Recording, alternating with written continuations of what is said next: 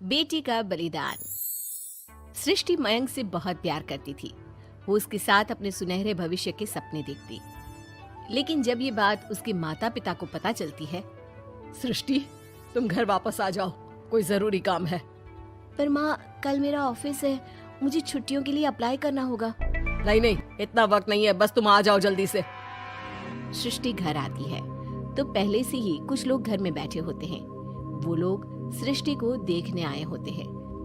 उसी में एक लड़का भी होता है, साहिल। मुझे सृष्टि पसंद है, मैं शादी के लिए हाँ करता हूँ। लेकिन माँ, आप तो जानती है कि। अरे चुप, कुछ मत बोल।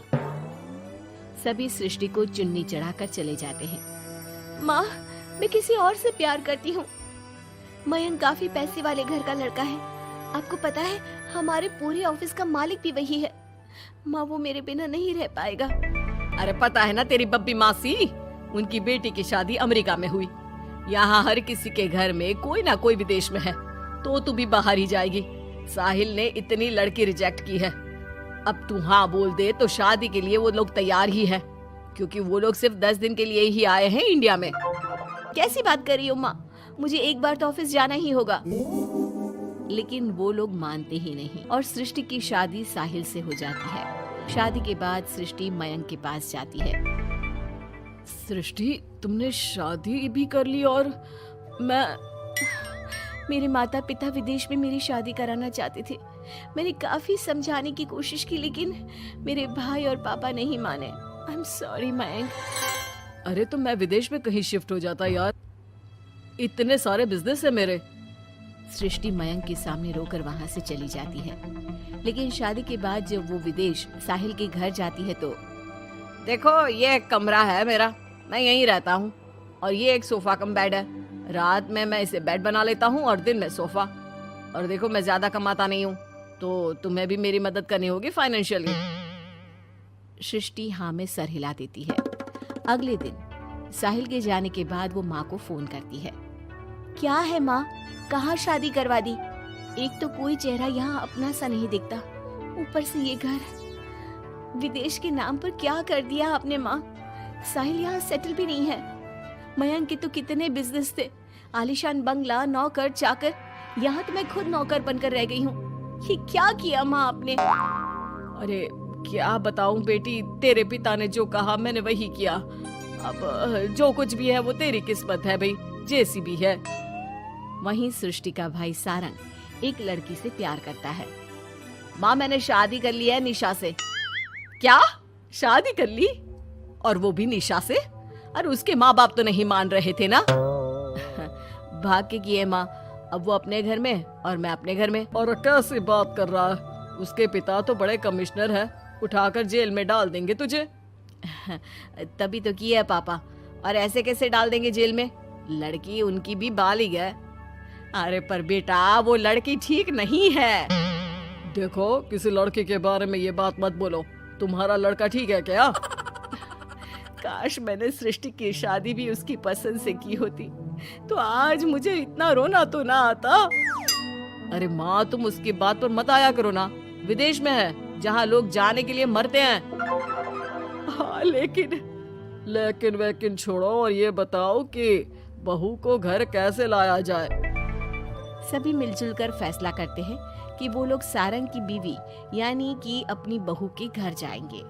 सारंग, माँ और पिता वहाँ जाते हैं, जहाँ पर बहन जी, अब तो बच्चों ने शादी कर ली है, तो आप लोगों का भी आशीर्वाद मिल जाता तो। पता चला हम लोगों को भी। देखिए, मुश्किल है कि हम उसे आप लोगों के घर भेजें। हैं?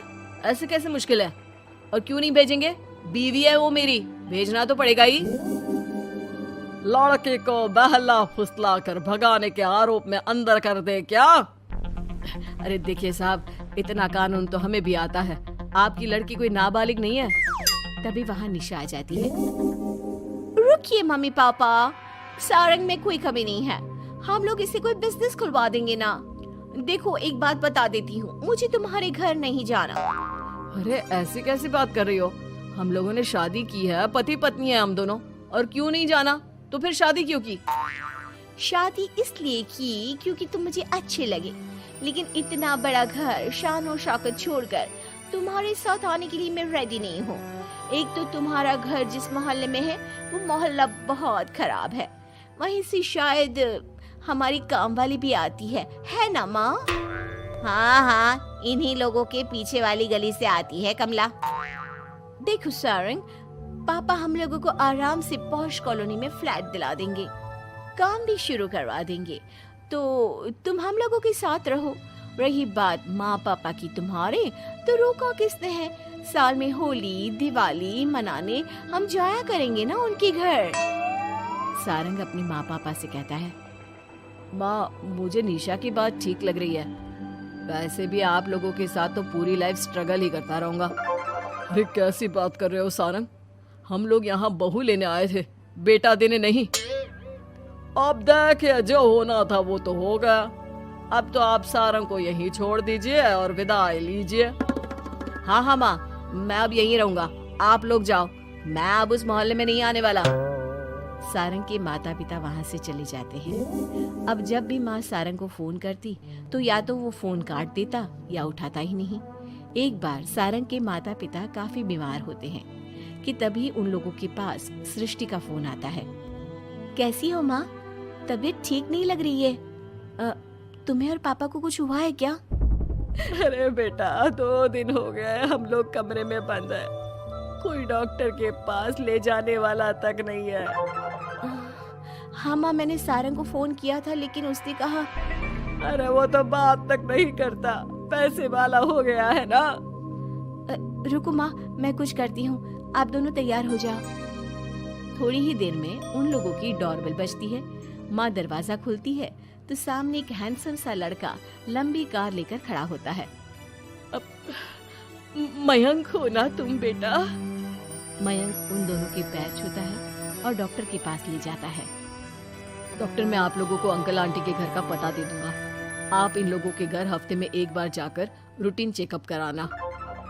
जी जी मयंक जी, जैसा आप कहें, आखिर ये अस्पताल आप ही का तो है। मयंक का रुतबा देखकर माँ बाप को अफसोस होता है कि क्यों उन लोगों ने विदेश के नाम पर बेटी को बाहर भेज दिया, लेकिन बेटी ने भी उनका मान रखा। चाहती तो निशा की तरह भागकर वो भी शादी कर सकती थी। क्या सोच रहे हैं आप लोग? चलिए मैं आप लोगों को घर छोड़ देता हूँ। और हाँ, मैं और सृष्टि आज भी अच्छे दोस्त हैं, तो आप लोगों को कोई भी समस्या हो तो फोन कर दीजिएगा।